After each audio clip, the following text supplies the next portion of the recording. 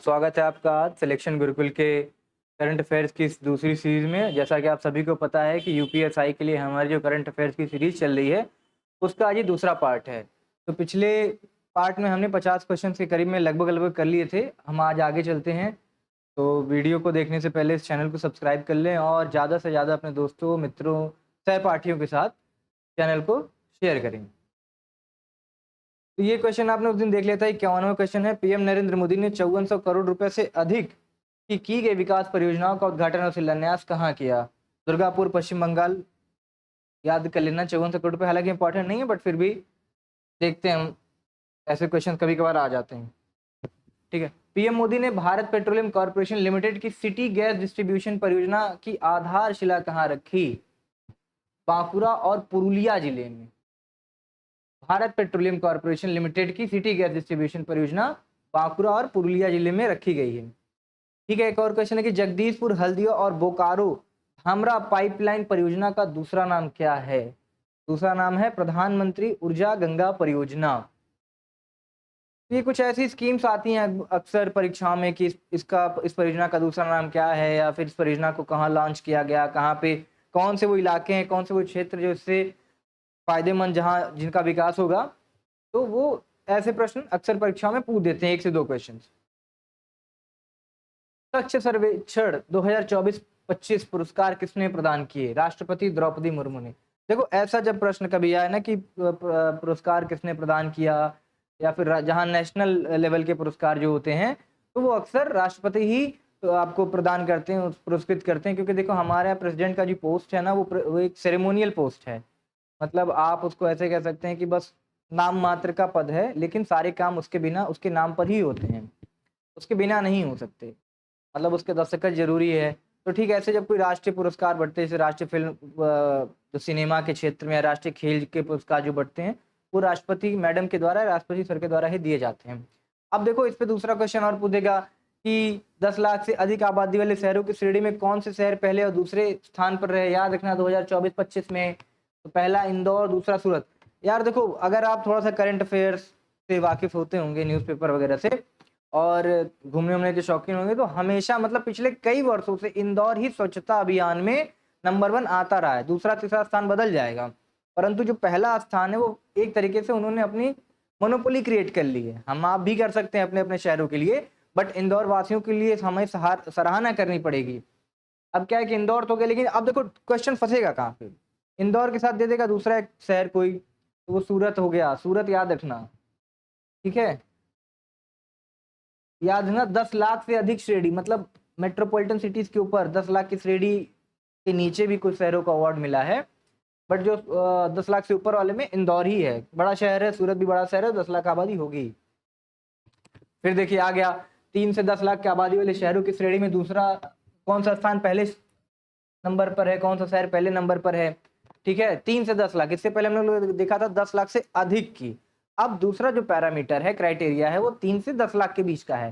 तो उसमें जो दूसरे मतलब पहले नंबर पर है, वो है हमारा नोएडा का, Uttar Pradesh, new Okhla industrial development authority. Noida का फुल फॉर्म क्या है? New Okhla industrial development authority. कभी कभी प्रश्नों में ऐसे, क्योंकि सरकार क्या है कि कुछ कुछ जिलों में उत्तर प्रदेश सरकार इंडस्ट्रियल इलाके बना रही है, डेडिकेटेड इंडस्ट्रियल इलाके, जहां सिर्फ और सिर्फ इंडस्ट्रीज डेवलप की जाएंगी।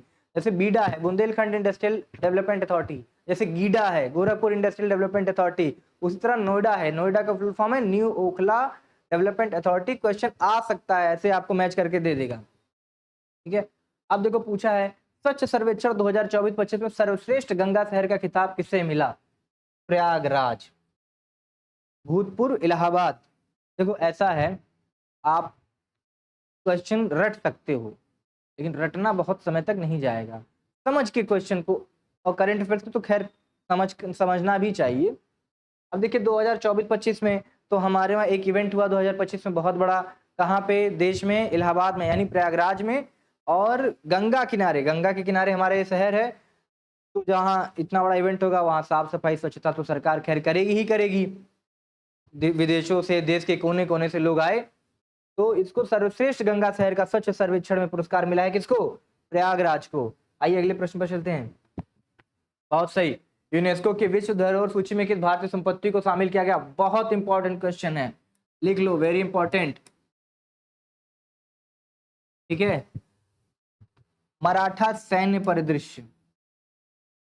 ठीक, देखो ऐसा क्या था ना, किलेबंदी का जो कॉन्सेप्ट था वो मराठा ही लेकर के आए थे। आप देखेंगे तो उनके 11 किले थे, एक तमिलनाडु में है, मैं बताऊंगा अभी। तो 11 किले उनके लगभग लगभग एक ऐसे थे, तो अब आज तो ना ज्योग्राफिकल कंडीशन के हिसाब से बाउंड्री स्टेट्स की बांध दी गई है, बट तब मराठा साम्राज्य बहुत बड़ा हुआ करता था। तो अब इसमें टोटल 12 किले शामिल किए गए हैं। पूछेगा कुल कितने किले शामिल हैं, तो 12 किले। थोड़ा सा अब आप ऐसे समझिए, पूछा विश्व धरोहर सूची में, ठीक, तो अभी जो रिसेंटली जो क्या कहते हैं विश्व धरोहर सूची में शामिल हुआ है वो यही है मराठा। इसके पहले जो हुआ था वो मोहितदम्स थे, असम डायनेस्टी के मोहितदम्स कब्रगाह एक तरीके की थी। तो आप याद रखना, इसके पहले कौन था, मोहितदम्स थे। अब कौन है, मराठा सैन्य प्रदेश, मतलब वो हटा नहीं, इसके बाद एक और हो गया है। और पूछ लेगा मराठा सैन्य प्रदेश में कुल कितने किले शामिल हैं, तो कितने किले शामिल हैं भैया, 12 किले। अब इसमें भी मैं आपको बता दूं 11 महाराष्ट्र में ही है, ठीक है, और एक जो है ना वो तमिलनाडु में है। ठीक, 11 महाराष्ट्र में और एक तमिलनाडु में, याद रख लेना। ठीक, अब पूछा है प्रधानमंत्री धन धान्य कृषि योजना को कितने जिलों में लागू करने की मंजूरी दी गई, in how many district was the prime minister धन धान्य agriculture scheme approved for implementation. अच्छा क्वेश्चन है, पूछ सकता है। 100 जिलों में। ठीक, एक धन धान्य कृषि योजना प्रधानमंत्री जी लेकर के आए हैं, उसके तहत भारत के 100 जिलों को इससे लाभान्वित किया जाएगा, लागू किया जाएगा। अगले प्रश्न पे चलते हैं।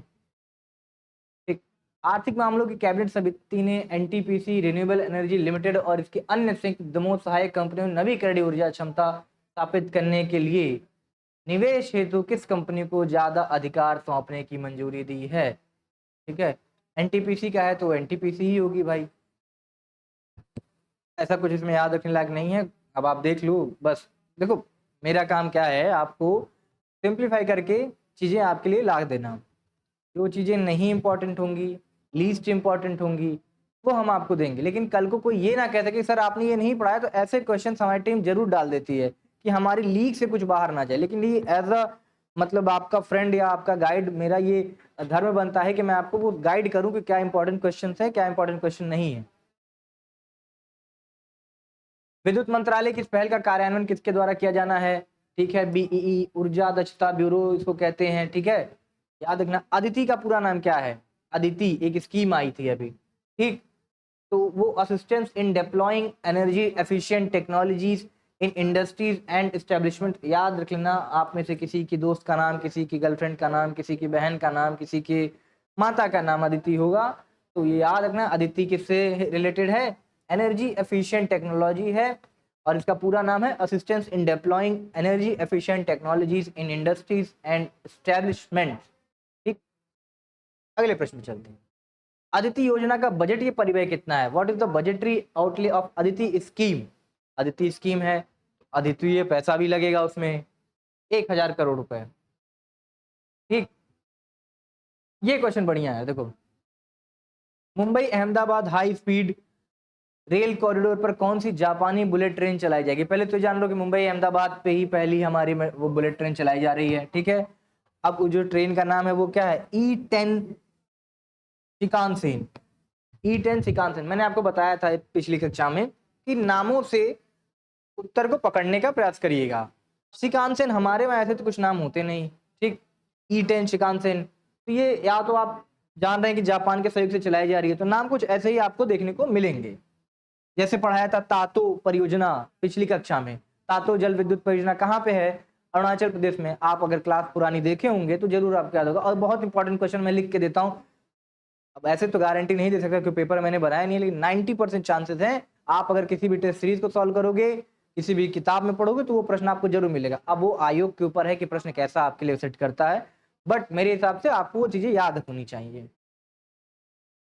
ठीक, ओडीओपी 2024 पुरस्कार समारोह का आयोजन कहाँ किया गया। देखो सरकार ने मतलब एक तरीके से हमारे देश का निर्यात बढ़ाने के लिए या हमारे देश पे आयात कम करने के हिसाब से एक स्कीम लेकर के आई, या फिर आप कह सकते हो लोकल लोगों को रोजगार देने की दृष्टि से ओडीओपी एक जिला एक उत्पाद आया, और उसके तहत हर जिले के एक खास तरीके के प्रोडक्ट्स को सरकार ने बढ़ावा देना स्टार्ट किया।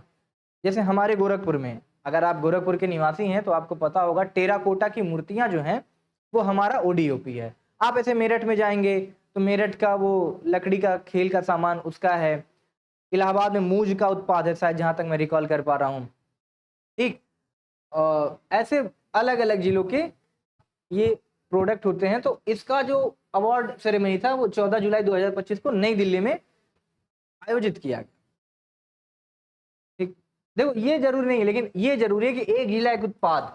अब इसमें आपको, अगर आप उत्तर प्रदेश की परीक्षाएं देते हैं तो 8-10 जिलों के उत्तर प्रदेश के उत्पाद आपको याद होने चाहिए। जैसे अभी आप देख लेना 2-4 जिले, मतलब ऐसे तो हमारे पास बहुत सारे जिले हैं, 80 जिले हैं, कम से कम 75 जिले, 80 लोकसभा सीटें हैं। तो उसमें 75 नहीं याद करने आपको, मैं आपको बताऊंगा, उसकी क्लास में आपको करवाऊंगा। ठीक है। फिर पूछा है, विदेश स्थित भारतीय मिशनों की श्रेणी में स्वर्ण पुरस्कार किस मिशन को प्राप्त प्रदान किया गया है?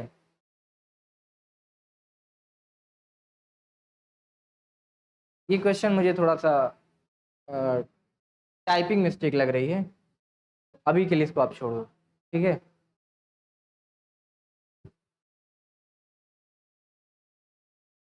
आगे चलते हैं। ठीक है। 75वें प्रधानमंत्री दिव्याशा केंद्र का उद्घाटन कहाँ किया गया? ठीक। तो ये राजकीय मेडिकल कॉलेज बदायूं उत्तर प्रदेश में किया गया है। और which district won the gold award for A category in agriculture में? गुंटूर आंध्र प्रदेश। देखो ये मिर्च, ठीक है, ये भी इनका ओडीओपी ही है। और रत्नागिरी अल्फांसो। ठीक है। राष्ट्रपति द्रौपदी मुर्मू ने राज्यसभा के लिए किन 4 सदस्यों को नामित किया है? बहुत अच्छा क्वेश्चन है, मतलब इंपॉर्टेंट है, आप ऐसे समझिए। उज्जवल निकम जी को किया है, अधिवक्ता ये, मीनाक्षी जैन इतिहासकार हैं, हर्षवर्धन श्रृंगला पूर्व विदेश सचिव, और श्री सदानंद मास्टर सामाजिक कार्यकर्ता हैं। इनको देखेंगे, इनकी लाइफ की जर्नी काफी इंस्पिरेशनल है। तो आपको ऐसे व्यक्तियों के बारे में पढ़ना चाहिए, पढ़िएगा श्री सदानंद मास्टर जी के बारे में, केरल के रहने वाले हैं। और ऐसे बहुत से, मतलब क्या, अब देखो यहाँ से भी क्वेश्चन बन सकता है।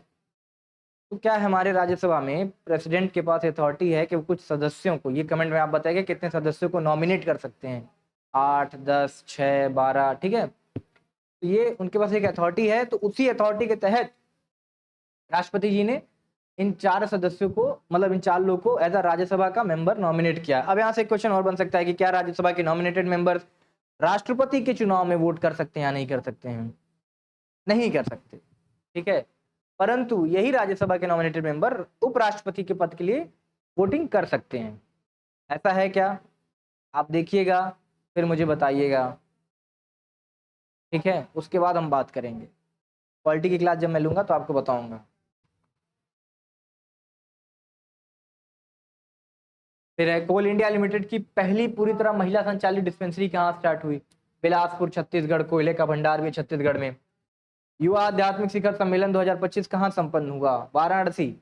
अब भैया देखो यार, लोग कहते हैं जब जीवन में बड़े निराश हताश हो जाओ ना, तो बनारस एक बार चले जाना चाहिए। आध्यात्मिकता का शहर है, स्पिरिचुअलिटी है। लोग कहते हैं कि मतलब आप बनारस जाइए तो आपको सुकून मिलेगा। अब युवा इंसान ज्यादातर आजकल घूम टहल रहा है, उसको आध्यात्मिकता की ज्यादा जरूरत है, बुजुर्गों को ज्यादा, क्योंकि इतना डिप्रेशन में इंसान जी रहा है, परीक्षाएं नहीं निकल रही, जॉब नहीं लग रही, मनपसंद शादी नहीं हो रही, गर्लफ्रेंड की दूसरी शादी हो जा रही है, या फिर जॉब में प्रमोशन नहीं मिल रहा, और भी तमाम तरीके, पेरेंट्स बुजुर्ग हो रहे हैं, तो तमाम डिप्रेशन, तो युवा घूम रहा है, ऐसे याद करो बनारस जा रहा है। ठीक है। इस सम्मेलन की थीम क्या थी? नशा मुक्त युवा फॉर विकसित भारत। ये बहुत इंपॉर्टेंट क्वेश्चन है। इस सम्मेलन की थीम क्या थी? नशा मुक्त युवा फॉर विकसित भारत। ठीक है। बताना पड़ेगा आपको। भारत की 16वीं जनगणना कब आयोजित कराने की घोषणा की गई है? इंपॉर्टेंट है, बहुत इंपॉर्टेंट, वर्ष 2027 में। ठीक।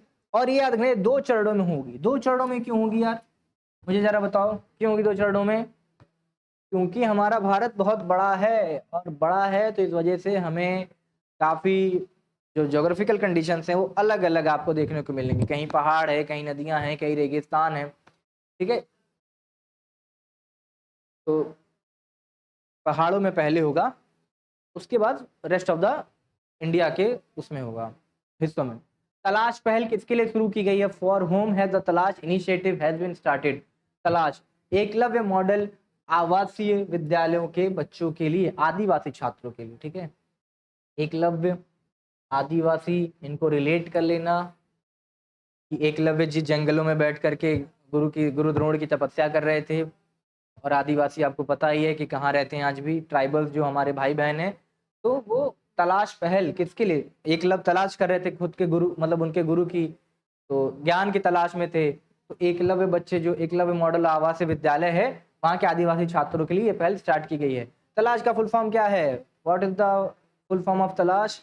Tribal aptitude life skill and self esteem hub, ठीक है। Tribal aptitude life skills and self esteem hub. अब यार देखो, ऐसे तो नहीं याद होगा ये, ठीक है। एक बार तुम वीडियो देख लीजिए, 2 बार देख नहीं होगा। कॉपी लो, मैंने फिर कहा करंट अफेयर्स की क्लास करते समय कॉपी कलम लेकर के बैठे, और आपके हिसाब से, मेरे हिसाब सारे क्वेश्चन इंपॉर्टेंट है, आपके हिसाब से कुछ नहीं भी हैं, सॉरी, हाँ। और अगर आपको मेरी कई बातें समझ में आती है, जो मैं कहता हूँ उसको आप नोट करते रहिए, तो ऐसे क्वेश्चन आने की संभावना बिल्कुल बिल्कुल है। चाहे आप स्टेट पीसीएस के लिए तैयारी कर रहे हो, यूपीएससी के लिए, या और भी जिस भी कॉम्पिटेटिव एग्जाम की तैयारी कर रहा हूँ, उसमें ये जरूरी है आपके लिए। अगले प्रश्न में चलते हैं। किसकी 125वीं जयंती पर स्मारक डाक टिकट जारी किया गया? श्यामा प्रसाद मुखर्जी, भारतीय जनसंघ के संस्थापक, भारतीय जनसंघ, भारतीय जनता पार्टी के पूर्व संघ की जो मतलब राजनीतिक विंग थी, उसकी एक पार्टी थी। और इस डाक टिकट को डिजाइन किसने किया? नीनू गुप्ता। इंपॉर्टेंट नहीं है, ये इंपॉर्टेंट है, इसको देख लेना। अगर मतलब श्यामा प्रसाद मुखर्जी जी से आएगा तो क्वेश्चन आप देख लीजिएगा। श्यामा प्रसाद मुखर्जी जी का जो जीवन आप पढ़ेंगे तो काफी आपको लगेगा कि क्या व्यक्तित्व था उनका। एक कहावत भी कही जाती है, एक लाइन बड़े गर्व से लोग कहते हैं कि जहां हुए बलिदान मुखर्जी वो कश्मीर हमारा है। तो कश्मीर को एकीकृत करने में भारत में इनकी काफी ज्यादा भूमिका रही है। किसकी? श्यामा प्रसाद मुखर्जी जी की। हम नमन करते हैं ऐसे लोगों को, ठीक है। अगले प्रश्न पे चलते हैं।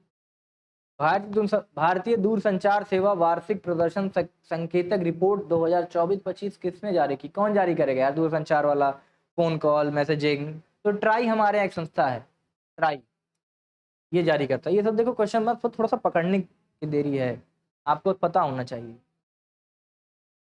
ठीक है। ये क्वेश्चन बड़ा इंपॉर्टेंट। वर्ष 2024-25 में भारत में कुल कितने इंटरनेट ग्राहकों की संख्या रही? 960.10 मिलियन, 969.10 मिलियन, 969.10 मिलियन। थोड़ा क्या वो 69-59 वाला और 79 वाला मेरे साथ भी दिक्कत है, तो भाई समझ के भूल जाना, मतलब फैक्ट याद रख लो बस, ठीक। अब ये इंपॉर्टेंट इसलिए है क्योंकि आपको ये डेटा पूछ देगा, तो डेटा में फेरबदल कर सकता है, ठीक है। आइए अगले प्रश्न पे चलते हैं। वर्ष 2024-25 में भारत में ब्रॉडबैंड ग्राहकों की संख्या कितनी रही? 944.12 मिलियन, ठीक है। तो ये भी देखो, अभी फैक्ट एक यहाँ था, 969 प्लस 10 मिलियन, अभी 944.12 मिलियन। ब्रॉडबैंड और इंटरनेट कनेक्शन में थोड़ा सा अंतर होता है, बस इतना आप समझ। अगले प्रश्न में चलते हैं। अच्छा, खत्म हो गया। तो ये देखो, ये दूसरी कक्षा है करंट अफेयर्स की, इसके बाद हम और भी कक्षाएं लेकर आते रहेंगे करंट अफेयर्स की। कहने का मतलब ये है कि आपको एग्जाम क्वालिफाई करना है तो करंट अफेयर का बहुत इंपॉर्टेंट रोल रहता है किसी भी कॉम्पिटिटिव एग्जाम्स को क्वालिफाई करने के लिए। तो आप सिलेक्शन गुरुकुल के साथ जुड़े रहिए और अपने दोस्तों, मित्रों और साथी संगतियों के साथ इस चैनल को शेयर करते रहिए।